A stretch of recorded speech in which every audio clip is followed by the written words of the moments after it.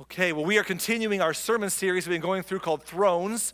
We have been journeying through the Bible. If you have been with us for the last year and a half, journeying through the Bible narrative, and we found ourselves for a few months now in this era that we're calling Thrones.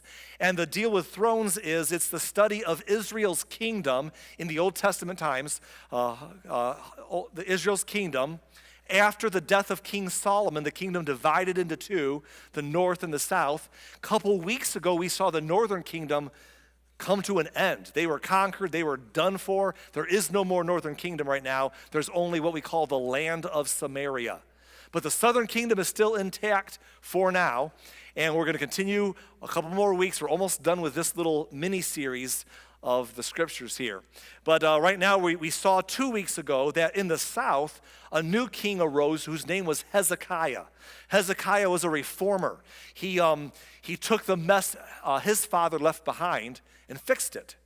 Hezekiah's dad's name was Ahaz, and he was a terrible leader. He made a mess of the kingdom, worshiping, just running down some dark paths, some very vulgar practices that were murderous and gross. He rejected God. He actually closed the doors of the temple and shuttered them so that no one could use it anymore, which was the first time that had ever been done in the history of the temple or the tabernacle before it, to be shut down from the people. He did that. He just ran from God, and he weakened the kingdom through his addictive and bad habits. He just lost the narrative. And Israel struggled because of him. But when he died, and no one was sorry when he died, he was a terrible leader. When he died, his son Hezekiah took over, and Hezekiah was a reformer. He reopened the temple that his father shut down. He rebuilt the furniture that was torn apart. He reestablished faith in the nation on an official level. On top of that, he reintroduced the Psalms, which is the music of King David that was anciently written by David when he was king. He brought it back to the front. He wrote some psalms of his own and added to it. He had other musicians involved. He also collected the Proverbs or the wisdom literature of Solomon and actually added some more of Solomon's Proverbs to the official canon and wrote some other people's Proverbs in there as well and expanded the wisdom literature. And that's important to us. You know why? Because in our Bibles today, our Old Testament today, those Psalms and Proverbs echo on, and Hezekiah did a lot to rebolster the use of those during his leadership. He was in trouble because the people who wiped out the northern kingdom were pressing down on him and no one could stop them. But he went to the temple, he bowed on his face before God and prayed, and God intervened and gave him a miracle. And the Assyrians were returned back home because of another crisis. And the king of Assyria was killed by his own sons back at home. And the nation went into some kind of chaos. And all of this happened during Hezekiah's reign. He was a great king. Today, we're going to continue the rest of his story, and we're going to look at the story of his son Manasseh after him. And then we're going to make a couple applications and go home. But let's finish Hezekiah. He's having a remarkable reign. Let's continue in 2 Kings chapter 20 and beginning with verse 1. About that time, Hezekiah became deathly ill, and the prophet Isaiah, son of Amoz, went to visit him. He gave the king this message. This is what the Lord says: set your affairs in order, for you are going to die. You will not recover from this illness. What a shocking development for Hezekiah. He's doing great. They just watched, he's been a good leader. They just watched God take the Assyrian army off their backs and send them home. They're doing really well. They just averted death. They just averted tragedy. Everything is up and to the right. And all of a sudden, things change. In a New York minute, right? Everything can change. And all of a sudden, he developed a boil that broke out on his skin, and it kept spreading. And nothing was working, and it was making him weak and bedridden. And if the doctor comes to you and says it's terminal, that's bad news. In this case, it was the prophet Isaiah, which is even worse because he was like this spiritual clairvoyant from God, saying God says you're going to die, so get your trust and will in order because it's over, Rover.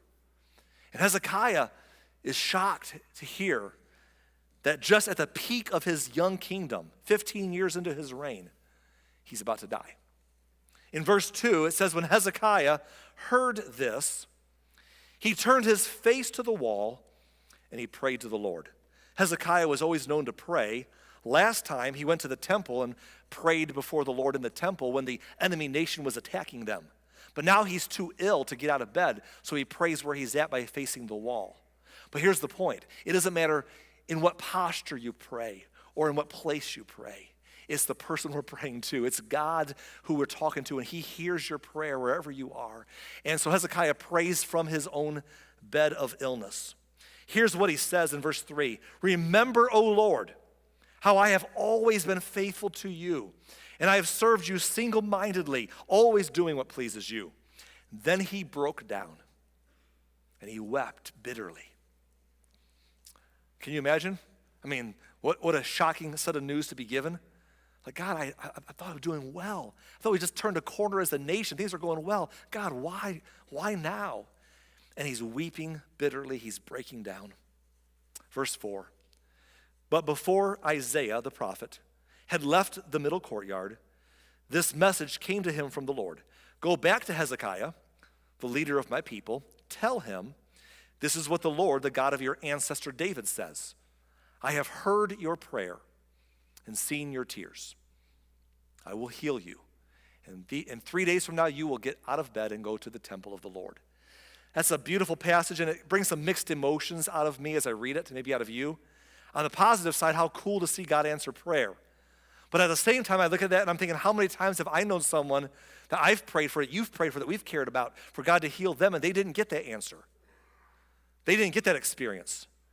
I would have liked that. And it's just something to sort through. And because I've seen God answer prayers, but I've seen God choose not to, or have a different plan. And it's so hard to have that mindset that says, I have to remember, like we said last Sunday, that his ways are higher than our ways. His thoughts are higher than our thoughts. But man, I don't understand why he didn't answer that one. But he does here, and he does sometimes. And regardless of where you've experienced the answer to prayer you were looking for or not, I think one comforting thought is the thought we put in bold up here. That God says, I have heard your prayer and I've seen your tears. That's helpful to me. Because yes, I would like to think that if God heard my prayer, he would do what I want him to do. I'd like to think that if God heard me, he would give me my wishes. That would be my ideal. I'd like to have that kind of a belief system where I say, God is what I want and God does it. But I do understand that his way is different than mine and his thoughts are higher. His will is sometimes beyond what I understand. But to be honest with you, if I'm not going to get what I want, I at least want to believe that God has heard my prayer and seen my tears. Because there's a comfort in knowing that even though he can, but he doesn't, that he's aware. Like we said last week, that God says, I am aware and I care. I'm aware and I care. That helps. Because the worst thing to see is to go through a tough time and say, is there even a God at all, or is God unaware? Does God turn his back? Is he incapable of helping me, or does he not care about me? But the idea that even if I don't get what I want, but he's paying attention, and my prayer is heard, my tears are seen, that's a beautiful promise. And the Bible tells us elsewhere, Psalms of David wrote at one spot that God keeps all of our tears in a bottle and knows why each one of them is ever shed, that nothing you ever go through is lost on God's love. Anyhow, God does heal him, though. It says in verse 6, God says, I will add 15 years to your life, and I will rescue you and this city from the king of Assyria. I will defend the city for my honor and for the sake of my servant David. Let's be real, folks. Most of that verse, we already saw that 2 weeks ago. God's already answering the whole rescue you from Assyria. That's already in motion. He just says, I'm going to keep that going. But that first part, that's pretty big news. I'll add 15 years to your life. Hezekiah knows exactly how long he's going to live. Maybe not to the day or the week, but pretty close to the year, 15 years from now. Is that good or bad? I mean, I wonder how many of us would like to know when our expiration date arrives, right? Like, is that a good thing or a bad thing? Right? Bad? You said bad, Kathy? I mean, I kind of think so. Some people might like, oh, I want to know exactly when I'm going to die because then I can plan my life around that and do all these things. Others are like, man, that will just be like a dark cloud hanging over my head. I'd rather not even know. I didn't ask this last hour. Show of hands. How many would like to know exactly when you're going to die? You'd like to know. You're in that group? Okay. Got a handful. How many of you would like to not know? You'd rather not know. Okay, I got most hands. Some of you raise your hands neither time. There's only two answers to that question, folks, okay? Die? But here's the thing. Some of us would like to know, some would not like to know. Would Hezekiah like to know or not like to know? I don't know. Either way, I know this. 15 years is better than 0, and that's where he was at before God stepped in. And it was a turnaround. In verse 7, then Isaiah the prophet said, hey, make an ointment from figs. So Hezekiah's servant spread the ointment over the boil, and Hezekiah recovered. Interesting side note that Hezekiah did not only have prayer, but he also followed medical advice, right? He trusted in both spiritual and medical practices in getting himself recovered here. And he was recovered.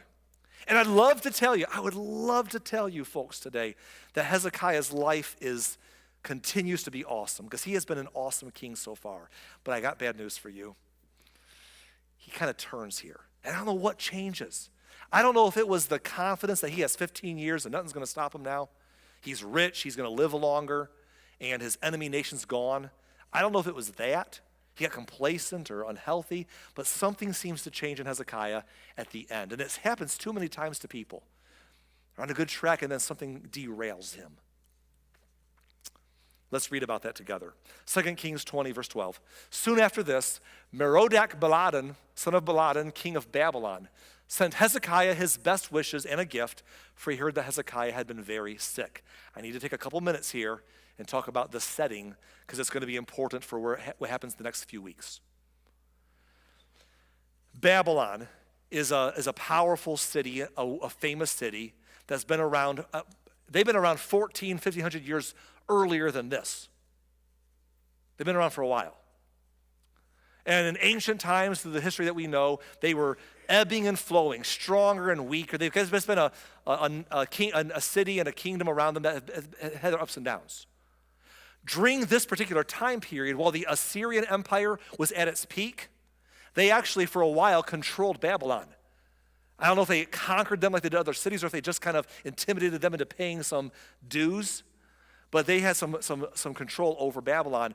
But we saw 2 weeks ago that Assyria's king was killed by his own sons, and they're going to be starting a season of decline. And during this time, Babylon's going to break free in the near future from Assyria's control.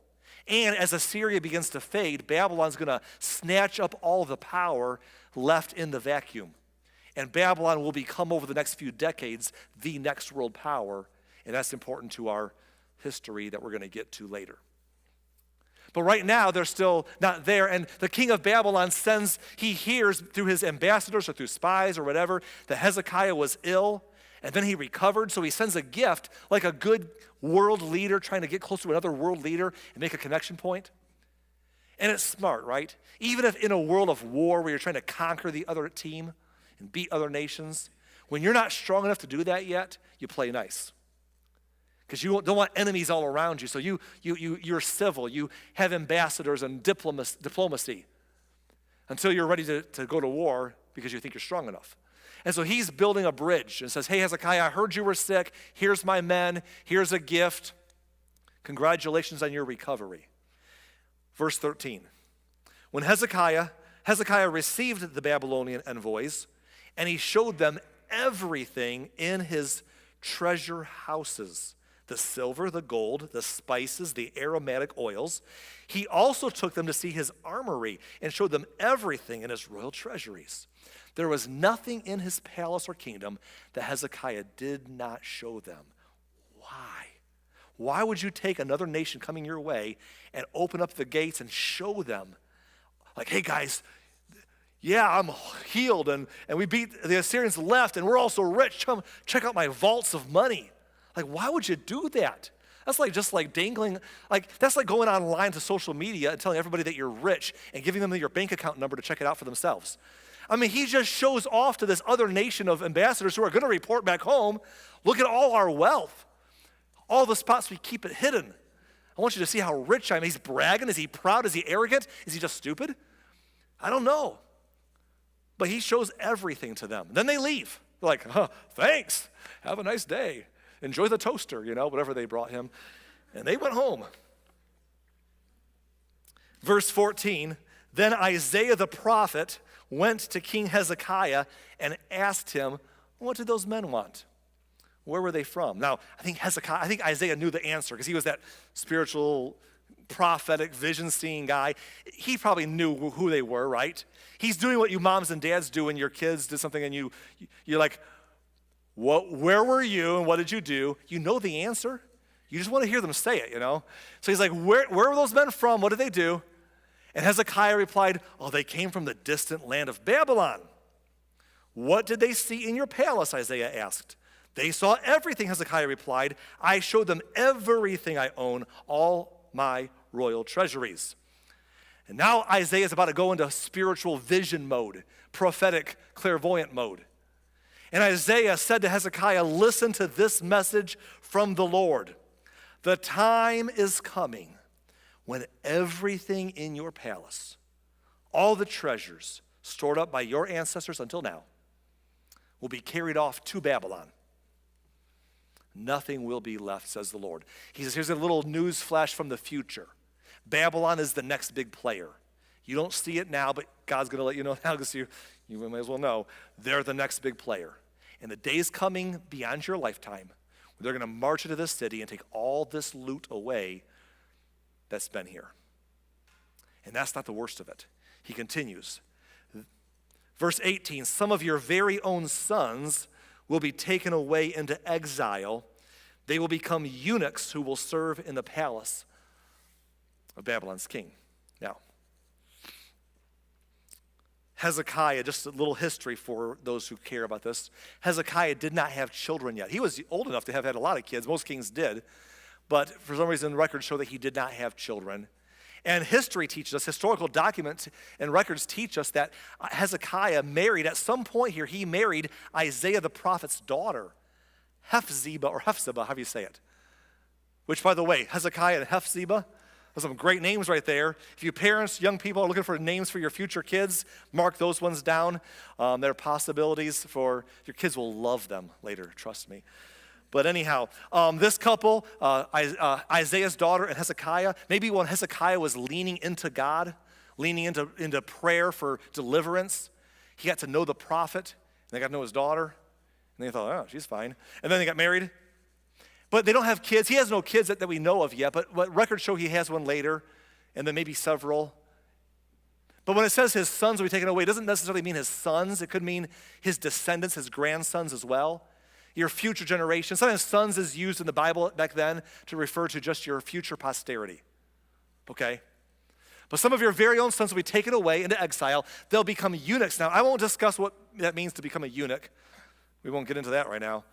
But let's just go to say they had a little procedure done, and they will no longer be a threat to they will be no threat to the maidens of Babylon, okay? And so they are made eunuchs, and they're going to serve in the palace of Babylon's king. That's his future descendants. What would his reaction be? What would Hezekiah's reaction be to this news?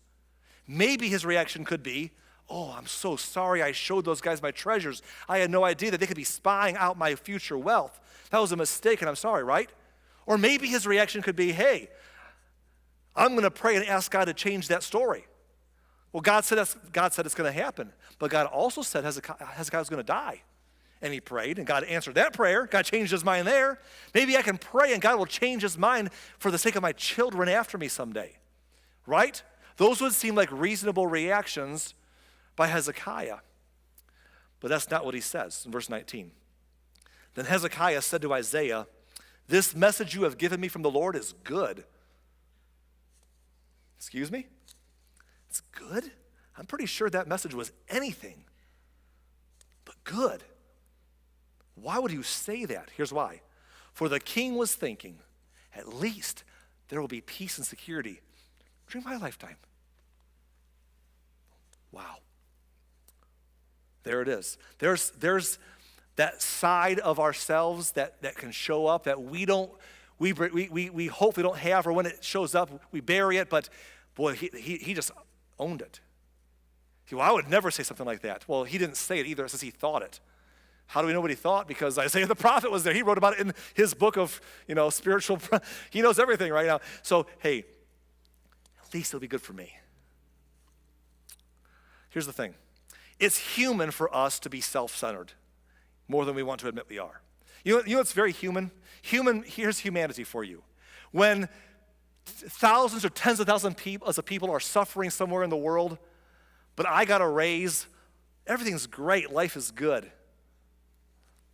And if several people in the world had a real big blessing come their way, but I had a setback, everything is terrible, life is bad. That's just human nature a little bit.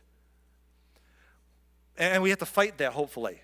And when we see things pop up in our hearts that we are like, oh, I can't believe I thought that. I feel bad for thinking that. That's a chance to do a little heart scope with God and say, God, help me have a healthy heart. Hezekiah's heart was in a spot where he said, hey, yeah, my kids will have a bad time, but you know what? That's good, because I'll have peace. That's all that matters to me. When we look at ourselves and ask ourselves, where do we care so much about our own welfare where we might not care about somebody else's, especially our own children? I've known people before who are like, well, my kids aren't respectful anyhow. They don't, make me feel good, honor me the way they should, so they'll get what's coming to them. I'm like, really? Really? Is that healthy? How about we just sit there and say, God, I want your blessing, but I want your blessing on my posterity, on other people, especially those. Folks, this ought to be one of those things where we say, God, is there any of that in me? Because I don't want it to get there. But Hezekiah was like, that's some good news. Well, it's good because it'll happen when I'm dead and I get a good life until then. My kids, well, whatever. Ouch. Verse 20. The rest of the events in Hezekiah's reign, including the extent of his power and how he built a pool and dug a tunnel to bring water into the city, are recorded in the book of the history of the kings of Judah. Hezekiah died, and his son Manasseh became the next king. Before we get to Manasseh, I want to just summarize Hezekiah one more way. He's been a remarkable king. I know the last story kind of stunk, but he had a pretty remarkable, he's a reformer. We're thankful for things we have in our Bibles today because of Hezekiah's careful preservation and enhancement. He was a very important person, and I don't want to discount his good life, but he had a really weird bonus 15 years, right? But poor Manasseh. Manasseh grew up. Manasseh wasn't even born until those last 15 years. Manasseh becomes a 12-year-old king. The only version of King Hezekiah that Manasseh knew was the later years dad that's like, as long as it's good for me, who cares? That's the way he grew up in. We'll get to him in a moment here. But Hezekiah had a pretty remarkable life, but I want to summarize him one other way. Because in the Bible, we have the books of 1st and 2nd Kings and 1st and 2nd Chronicles, and both are accounts of the same time period, though they tell some different stories that overlap. Well, we're going to go from Kings now to Chronicles, because in Chronicles, there's a summary of Hezekiah's story that we just read a little differently, and I want you to notice the wording there. So let's go to 2 Chronicles chapter 32, verse 24. About that time, Hezekiah became deathly ill. He prayed to the Lord, who healed him and gave him a miraculous sign. We did not discuss that sign, but it's another story for a different time. But that's the story we read earlier. But look at how Chronicles summarizes what happens next in verse 25. It says, but Hezekiah did not respond appropriately to the kindness shown him, and he became proud. And I love that summary. Pride is always at the base of almost every bad decision we make. Maybe the fact that he had lots of money, that the enemies had left him, that his health had turned around and he guaranteed 15 years. Maybe he got complacent or self-sufficient and proud. But I think that first part of the verse might feed into it. Is it the chicken or the egg? Which comes first? I don't know. But it says he did not respond appropriately to the kindness that was shown him, and he became proud. And I think today, if I could just give you something, I know we're telling our story still, if I can just stop the story and ask you today, if you want to be the person that, your best self, a healthy person, a person that does God's will and lives the life God's called you to live and makes a difference and it finishes your race the way you should and want to. But you know how easy it is to make a misstep and get off course. This could be a helpful thing for us to consider. And I want you to take this with you. How do we respond to the kindnesses that are shown to us? How do we respond? To kindnesses from anybody. To the kindnesses our spouse shows us, our children show us, our parents show us, our boss or our employees or our neighbors and friends, or God shows us over and over again in life. When we get to the spot where we say, the things that people do for me, I'm so grateful for. I appreciate kindness. It's a humble posture. It's a grateful posture. When we look at that and we take it for granted and say, oh no, I deserve that. That's how you should treat me as a spouse. That's how you should treat me as a parent or as a child or as a employer or employee or a friend. That's how God should bless my life. I'm entitled to be treated that way. And instead, I'm going to look at what I don't think is right and be upset. I'll take the good things that come my way and say, I deserve those, but this isn't good enough and that's not good enough, and I'm upset about that. I'm upset at you. I'm upset at you. I'm upset at you, Lord, because I want more. And the kindnesses are my entitlement. That's a dangerous place to get in our life, isn't it? But it's so easy to accidentally get to a spot where we just think, well, of course I should get that. But you know what's not good enough? Can I just ask you today that we would not just be kind, but we be humble and grateful for the kindnesses that come our way from anybody. Like, wow, you didn't have to do that. You didn't have to be that way. I didn't have to have it this good. Many folks don't have it this good. Many folks don't have a spouse that treats them even that good, or parents or children that treat them that good, or a boss or employees that work that well, or friends like that. I mean, yeah, you could be better. Sure, maybe. I could be better. But some people have so much worse. And you're kind. God, I have blessings in my life from you that other people never have experienced. I've experienced them in my life. And I am not expecting that. I am grateful for it. I'm humble, and I'm content. How we respond to the kindness that comes our way will probably have an impact on the health of our well-being and the direction and quality of our life. And Hezekiah did not respond appropriately to the kindness that was shown him. He became proud. Well, he died. And in his place, his 12-year-old son. 2 Chronicles 33, verse 1 says, Manasseh was 12 years old when he became king. He reigned 55 years in Jerusalem. That's a long reign. But when you start at age 12, you have more time, right? I mean, let's be honest. When you start at age 12, 55 years means you're only 67 when you're done. And that'd be very young considering presidential candidates and most congressmen we have in America today. But that's another story for another time. But here's the thing. 12-year-old boy, he's going to reign for 55 years. But he, unfortunately, verse 2, he did what was evil in the Lord's sight. Following the detestable practices of the pagan nations the Lord had driven from the land ahead of the Israelites. He goes on a path away from his father's reforms, back to his grandfather's actions. Why? Hezekiah brought him so far back, but maybe because he didn't like his father. I mean, we just read his father. He was born during his father's proud, selfish years. Maybe he's like, I don't jerk. I don't know who wants his faith, you know? I don't know what happened. But Manasseh's like, that ain't for me, man. And he goes on a whole different path. It says in verse number 3 that he rebuilt the pagan shrines his father Hezekiah had broken down. He constructed altars for the images of Baal and set up Asherah poles. We will not rediscuss Baal worship and Asherah worship. We've done it before. It's pretty vulgar, and we've been down that road in months past. But he goes back to that stuff. He also bowed down before all the powers of the heavens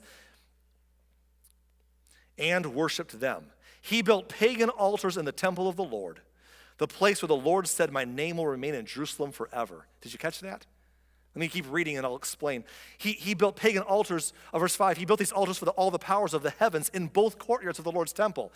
His grandfather had done something terrible when he shut the doors of the temple so no one could worship there. He's like, it's closed down for business, which was an unprecedented move in the history of Israel. But Hezekiah reopened it and reestablished it. Now he does something very different. He doesn't close it down, he just repurposes it. He guts it out and says, we're going to worship these pagan idols and other things and do other stuff with the Lord's temple. Inside the temple, folks. That's pretty messed up right there. Manasseh also sacrificed his own sons in the fire in the valley of Ben Hinnom. Not the first time we've seen this. What would make a person's religious beliefs cause them to offer child sacrifice, their own children in the fire? That's crap. That's messed up. That's concerning. he takes his sons and he burns them in the fire as a child sacrifice. What kind of religion is that? You got a religion that asks you to do that kind of stuff? Get out. By the way, God will never ask. He gave his son for you and me, for our salvation. But that's another story. But he's doing this vulgar stuff. It says this in verse number 6 still. He practiced sorcery, divination, witchcraft, and consulted with mediums and psychics. And he did much that was evil in the Lord's sight, arousing his anger. Manasseh even took a carved idol he had made and set it up in God's temple, the very place where God had told David and his son Solomon, my name will be honored forever in this temple in Jerusalem, the city I've chosen from among all the tribes of Israel.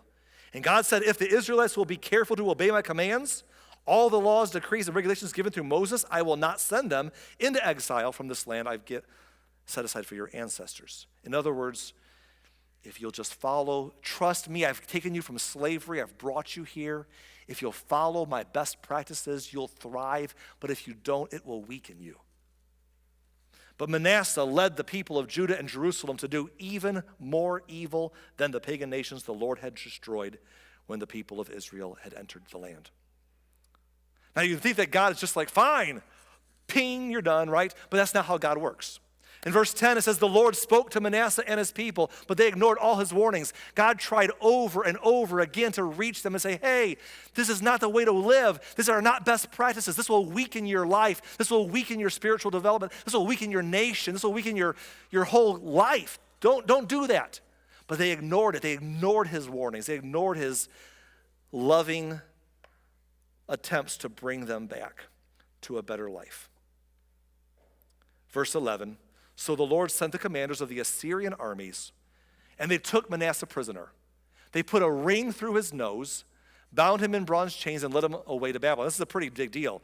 The ring through the nose thing it's always a picture of slavery. It was a sign of being a slave in a lowly estate. And they took the king who was reigning over his kingdom. He's the king of Jerusalem, and the walls are broken down, and they come barging in the doors, and the people are like, oh no, we're in trouble. Will our king save us? Nope, our king is captured. And they watch as the Babylonians take and put a ring through his nose, and they lead him away, not like a king, but like a common old slave prisoner, lead him out of his own city in front of his own people into slavery and brought to Babylon.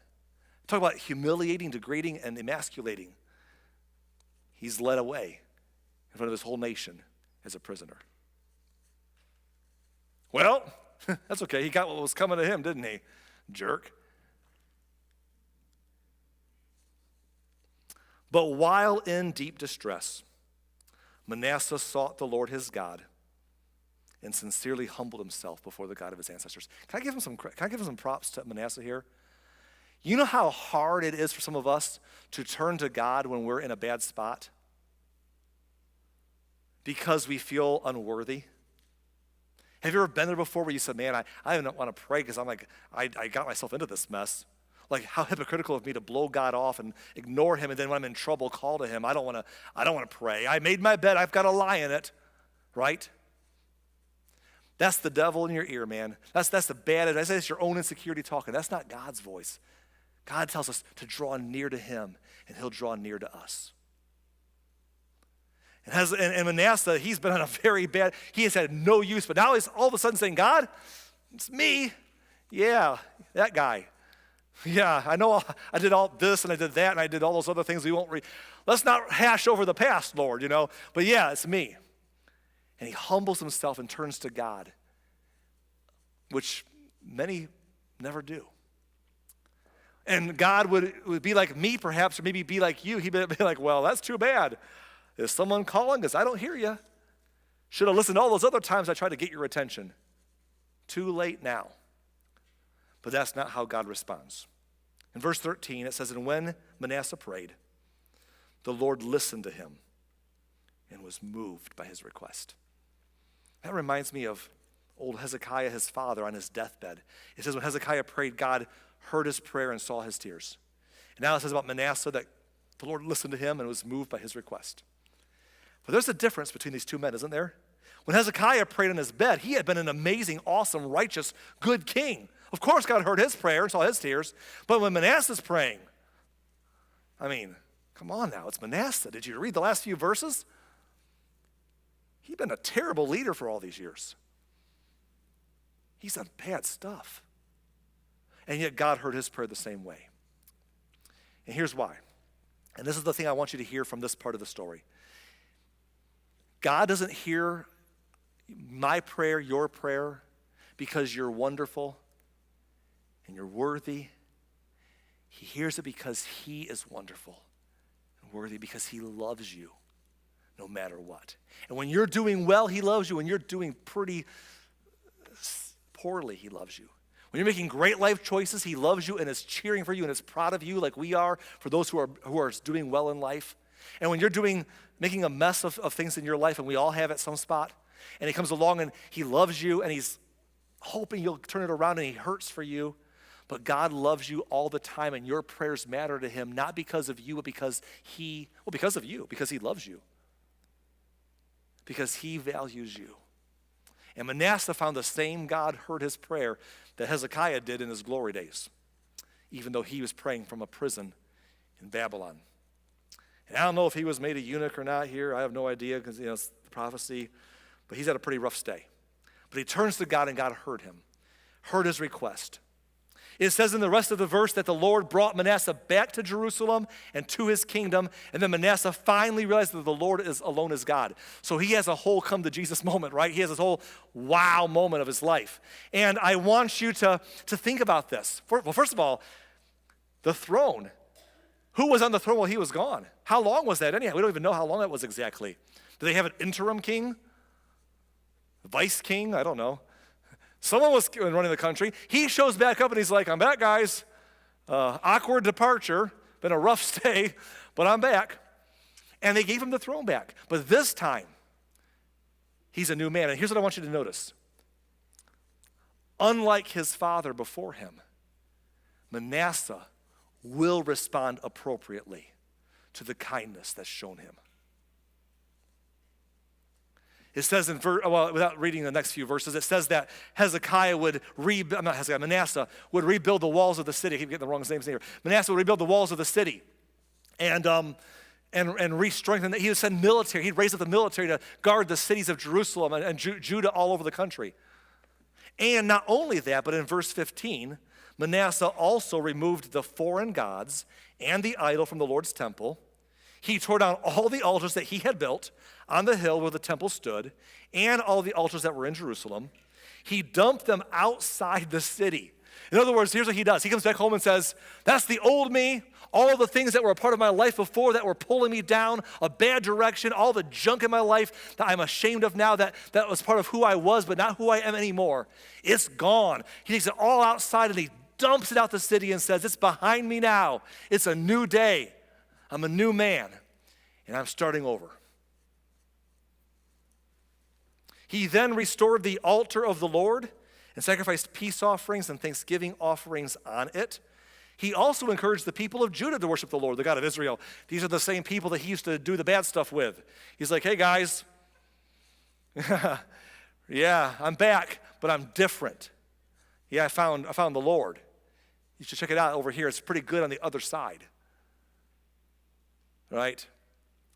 There's an old song called The Other Side. You wonder where I've gone, or I'm now where I belong. I'm on the other side. True, I used to walk your shore, but I'm not there anymore. I'm on the other side. Come on, guys, find the Lord with me. He calls the people to do so. However, the people still sacrificed at the pagan shrines, though only to the Lord their God. They kept the shrines that were used for other forms of worship. They said, well, we're going to keep these, but worship God on them because the temple's way over there. These are closer. That's a whole other conversation that we won't get into today. But verse 18 says, the rest of the events of Manasseh's reign, his prayer to God, and the words the seers spoke to him are in the name of the Lord, the God of Israel, are recorded in the book of the kings of Israel. And in verse 19, Manasseh's prayer, the account of the way God answered him, and an account of all his sins and unfaithfulness are recorded in the record of the seers. Why did we just read that? Here's why. If anyone here is nerdy and curious enough to say, I'm wondering what Manasseh prayed. Like he prayed this prayer from the dungeon or whatever he was in Babylon, in bad shape in Babylon, as a deposed king, humiliated and conquered. He prayed a prayer and God heard him and was moved and brought him back. What did he pray? Well, if you're curious about that, the cool thing is it's recorded. Not in our scriptures today, but in another ancient document. I've told you before that a lot of the books that are put into the Bible, the books that are put into the Old and New Testament sections, there were other books as well that throughout history, different times, different books made the collection. And there's always a debate about what should be in the canon and what should not be up until a few hundred years ago. And we've not grown up with those debates, but they've been long time conversations. And one of the many books, the extra book, so to speak, that is on record is the prayer of Manasseh. You can read it for yourself. It's online because it's been saved like everything else. I read it this week. I've read it before a few times. And Manasseh prayed a prayer and he says, Lord, save me. And he turns to God in his bad condition. So you can read that for yourself. But we're going to stop our story there for today. And I'm going to tell you where we're going to go next week, and then I'll wrap this up in a few minutes. Next week, we're going to go deeper into the southern kingdom, and in just a couple weeks here, the end of the southern kingdom arrives. Just a few generations to go. We'll cover those quickly, and then we're at the end. And pretty much, we're not far from the end of the Old Testament study for ourselves, because it's mostly a historical series. So we'll get to that. We'll see some of the prophets that were alive during this time, some cool stories during the captivity years, and after the captivity years, the return to Jerusalem someday down the road. But we got a few generations to go before this Thrones series will come to a abrupt end. Before we get there the next 2 weeks, let me just take today and just say a couple things to you that I hope you'll think about with this story today. First is this: the best stories are about those who finish well. Isn't that true? The best stories are about those who finish well. The best anything is about isn't it true that the ending is so important to make the story good? You ever read a book or watched a movie that was or a TV series that was really, really good, and then had a terrible ending and just ruined the whole thing? I'm thinking of the TV series Lost or something like that. I don't know. Or I'm not throwing stones here. But, you ever watch, it's such a good story, and then the ending just ruins it, man. What did you do? Or have you ever watched or read a story or watched a show that was like frustrating at times, and the chaos pulled you in, and it was, and then it resolved so beautifully, like, wow, that was a good story in the end, right? Jackie gets me. She's like, I'm with you there. So here's the thing. That's how stories are. That's how biographies work. People's lives who you read their stories and they were awesome, but then they kind of took a dark turn and puts a kind of a dark cloud over their story. Or people who've done terrible stories, but at some point they hit rock bottom and they humble themselves, they turn things around and they finish well. The best stories are about those that finish well. In our story today, let's be real, Hezekiah was largely an awesome king. In the history books, Hezekiah did some important stuff for us to this day. His kingdom was pretty epic. He was a reformer. But because of the way he finished, it kind of put a cloud over his biography.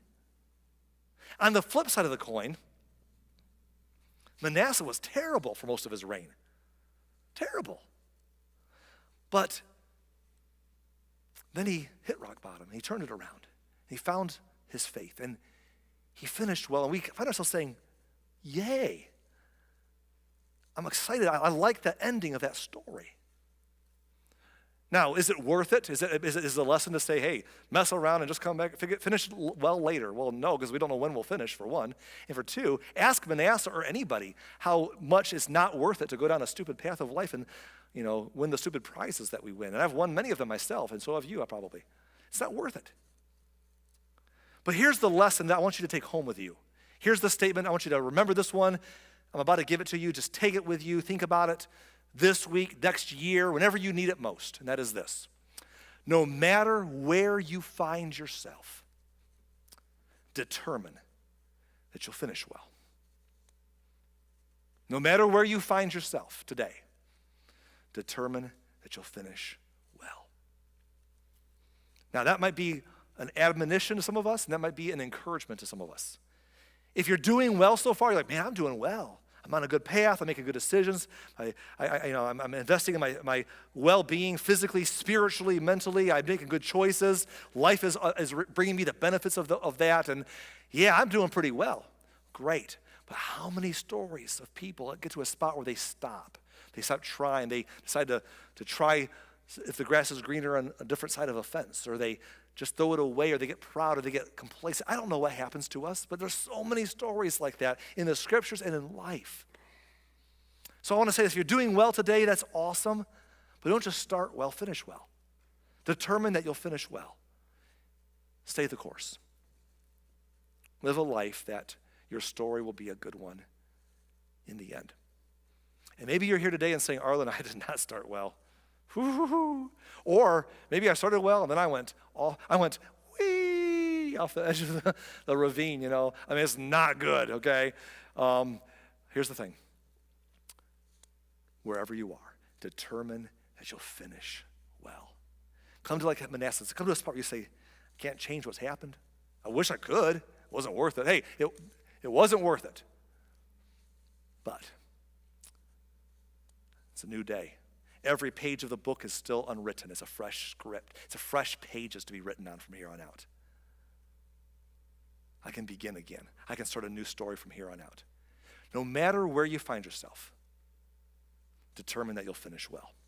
And my prayer for you, no matter what age or stage of life you are in, as your friend and as a pastor, my prayer for you is that we will all finish